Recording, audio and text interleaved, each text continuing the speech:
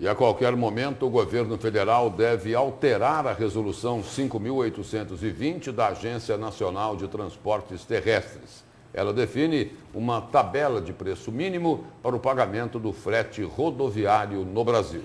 Essa mudança atende uma das principais reivindicações da greve dos caminhoneiros, mas os donos das cargas e produtores rurais têm criticado. Durante a greve dos caminhoneiros, entre 21 e 30 de maio, uma das principais reivindicações da categoria foi a garantia de um preço mínimo no valor do frete rodoviário. Por isto, no dia 27 do mês passado, o governo federal publicou a medida provisória 832. A medida provisória deixou muito bem claro que foi instituído no país uma política mínima de preço para o transporte rodoviário de carga. Hoje existe um valor mínimo a ser cobrado para toda a operação do transporte rodoviário de cargas. Na verdade, ele só tem uma obrigação, que é justamente pagar um valor mínimo para o frete.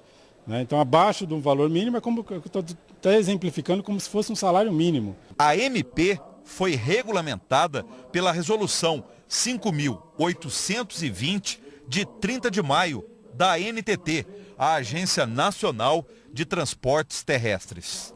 A resolução da ANTT definiu um preço mínimo para o frete rodoviário, uma tabela com reajuste de até 32%. Tínhamos informações de valores praticados, que é onde uma carga, por exemplo, de adubo que vinha de Paranaguá para Mato Grosso, aqui destino Cuiabá, ela chegava a vir em média R$ 4.000, R$ 4.500 o valor do frete. Agora, depois da resolução, acabou-se chegando a 7, 8, 10, dependendo da capacidade do veículo. O aumento do valor do frete tem sido criticado pelos donos de cargas, como os produtores rurais. Blairo Maggi, ministro da Agricultura, Pecuária e Abastecimento, declarou que o reajuste no frete vai causar uma inflação violenta, que será repassada pelos donos das cargas aos consumidores. Acho que o ministro poderia, de repente, mudar um pouco a sua visão nesse raciocínio. Por quê? Porque o que não pode é, em detrimento de um segmento, toda outra cadeia de segmento também, principalmente o transporte, ser prejudicado e ficar na bancarrota como estava. Hoje a sociedade já paga esse custo, só que de outras formas. Com excesso de peso estragando estrada, ela paga com acidente nas estradas, porque o cara dirige muito mais do que deveria para ter um faturamento maior, que ele tenta compensar. E o que é o problema? Como o frete é baixo, ele tenta compensar pela quantidade. Quantidade do quê? De viagem. Como é que ele consegue transportar mais fazendo mais viagem? Com excesso de jornada, excesso de peso, com outras coisas mais questionáveis, aí, às vezes tomando uma droga ou outra para se manter no volante mais tempo, para fazer mais viagens. Então tudo isso a sociedade acaba pagando. Alguns transportadores temem o aumento no preço do frete pode motivar os donos das cargas, como os produtores rurais, a comprarem carretas e a contratarem motoristas para escoarem as mercadorias.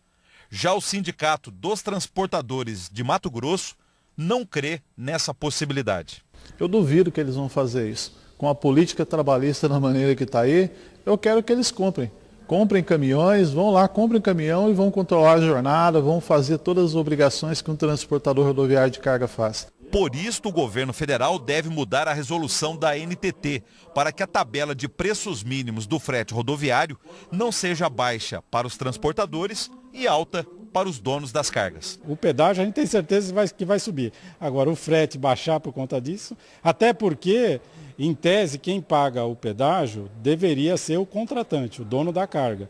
Então, em tese, o pedágio não entra no custo do frete.